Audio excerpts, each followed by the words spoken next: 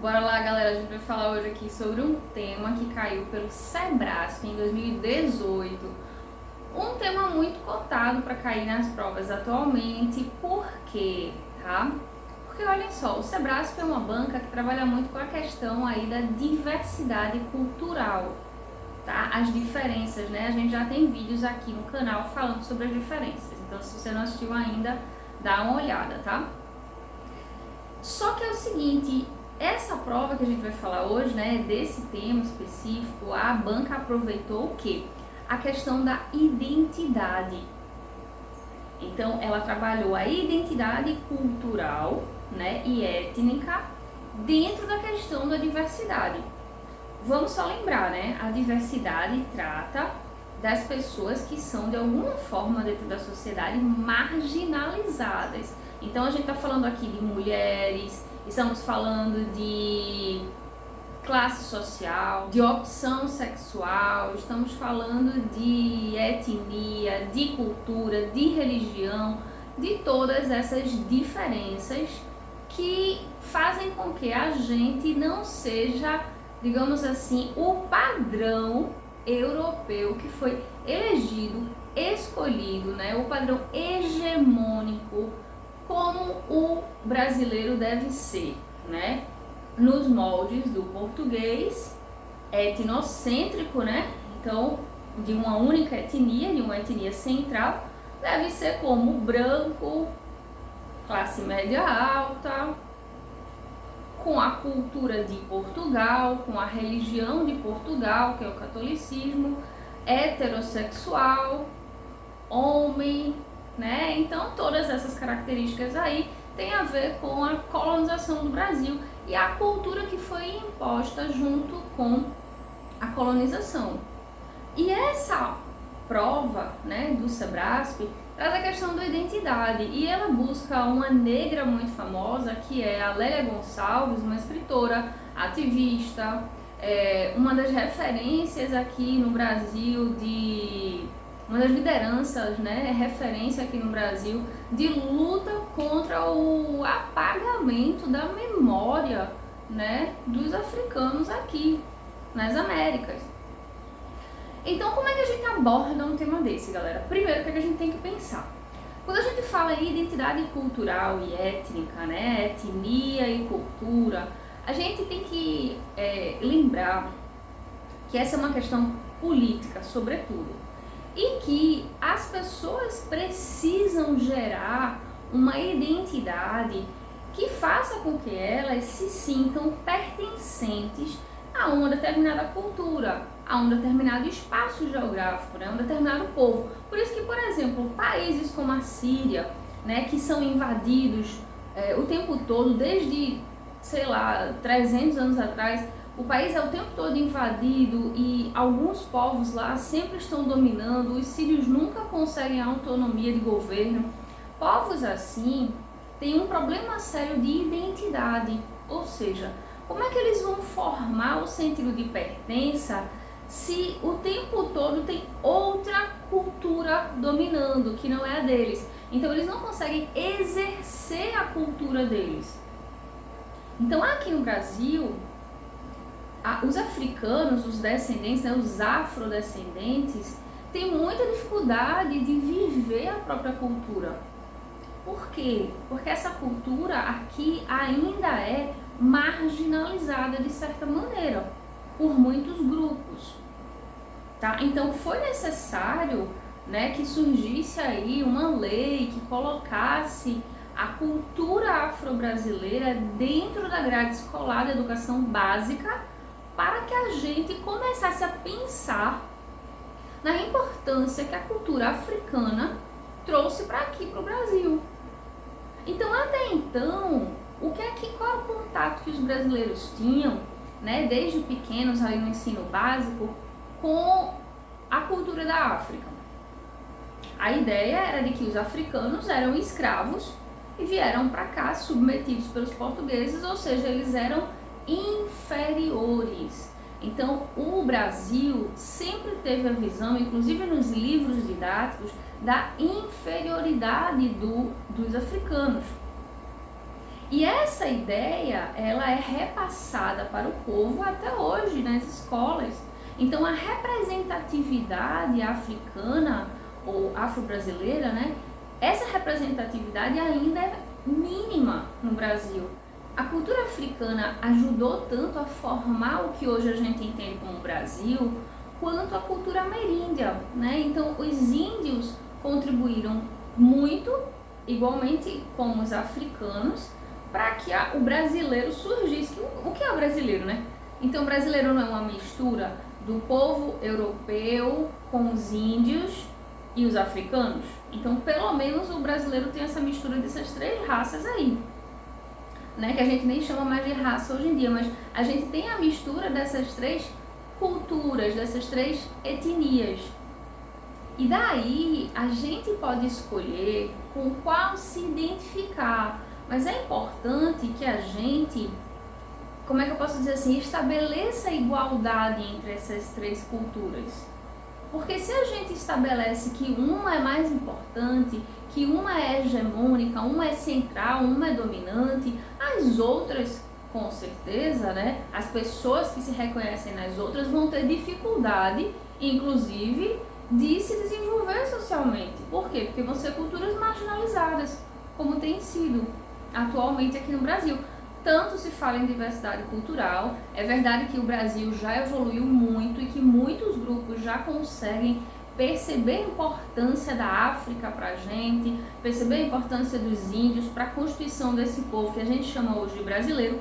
Então, é importante que as pessoas percebam essas características que não eram dos índios e que não eram dos portugueses e que eram dos africanos, por exemplo, para a constituição da nossa identidade, né? O Mário de Andrade escreveu lá no começo do século XX, né, o Macunaíma, que mostra esse herói tão misto, né, de cultura, um herói que não sabe se é negro, ele não sabe se é branco, ele não sabe se ele é o dominador, ele não sabe se é o mandado, ele não sabe se ele é o herói, e é exatamente quem nós somos, né? Então o Mário de Andrade consegue condensar ali naquele personagem exatamente as dificuldades que a gente tem de se encontrar.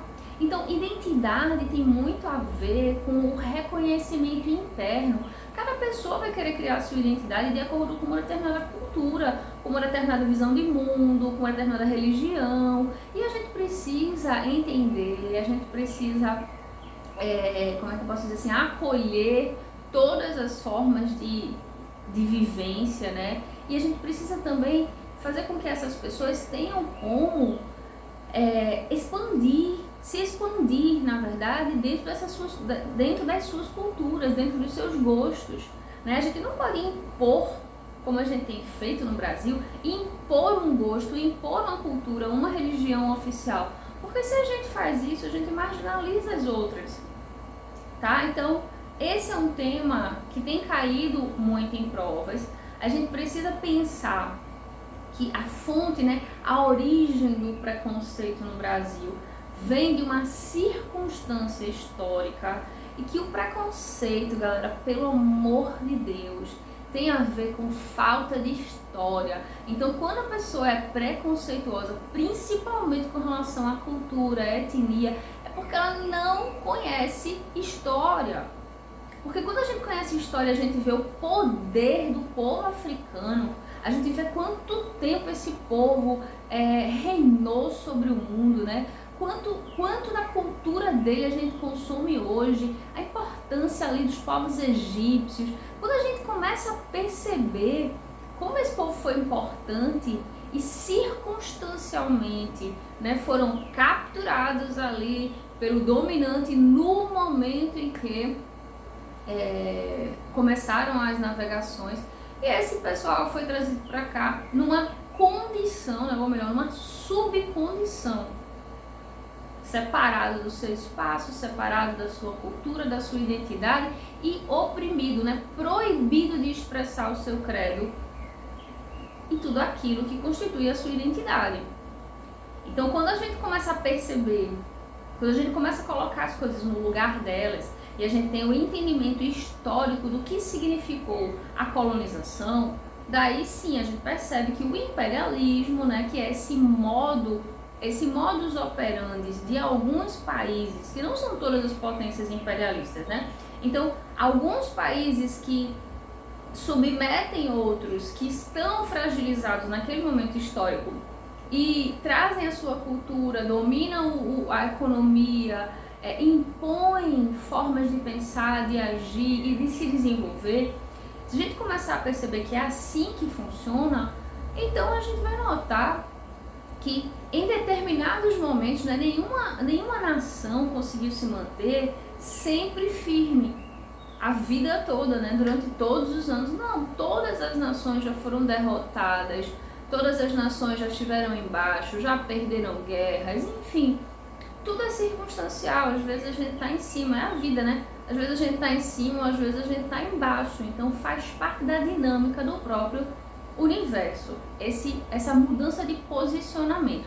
Cabe a gente ter esclarecimento e entender o que isso significa, né? E daí a gente inferiorizar um povo por causa disso é muita falta de história, galera. Então bora estudar a história, né? Se vocês conhecerem alguém aí que tem preconceito com relação a essas questões, vocês já sabem como é que vocês vão resolver, né? Dá um livro de história para elas de presente, porque aí elas resolvem essa questão.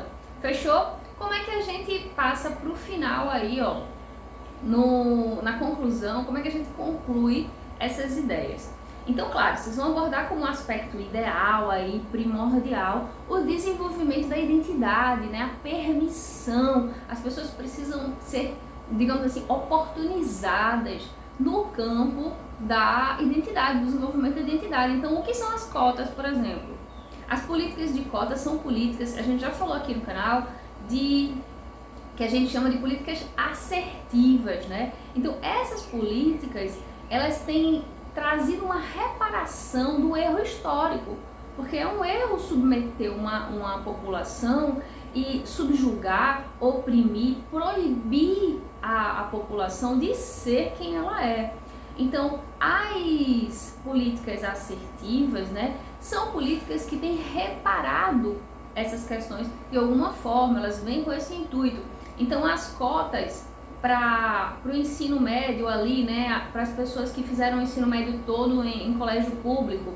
Então é uma cota com relação à classe social, as cotas em relação à população negra e ameríndia.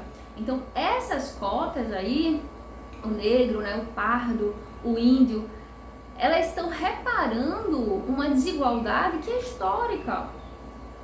Então elas são necessárias, a gente sabe que são, essas medidas são importantes, para que a gente consiga ver esses povos crescerem novamente e se desenvolverem na melhor forma da própria cultura, dentro da melhor forma da própria cultura.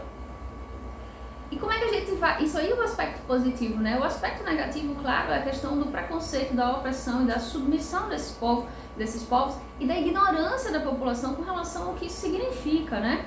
Com relação ao que esse posicionamento significa. E a gente vai concluir esse texto como? Chamando as pessoas para a realidade, né? Mostrando que o cidadão precisa se instruir, precisa entender o que significam as culturas, as etnias, os gostos, que o gosto, né, a formação do gosto, a formação da identidade não pode ser imposta. A gente não pode impor uma identidade única para o povo brasileiro, porque a gente vai perder muito, isso vai empobrecer o povo, vai padronizar ele. Então isso não é só excludente e cruel, é padronizador e tem a ver com muito mais com essa questão aí da massificação da indústria da cultura do que, por exemplo, com qualquer outra coisa. Então, galera, vale a pena a gente chamar a atenção das pessoas para refletirem sobre essas questões, para começarem a pensar, repensar, na verdade, aquilo que elas acreditam e começarem a abrir, né, a se esclarecer, abrir o entendimento para a ideia de que todas as identidades culturais são ricas e que se a gente permite que as pessoas desenvolvam sua identidade, a gente só vai fazer com que as pessoas se tornem mais felizes e construam mais, se desenvolvam melhor, e isso vai afetar toda a sociedade. Beleza, galera? Fechamos aqui então.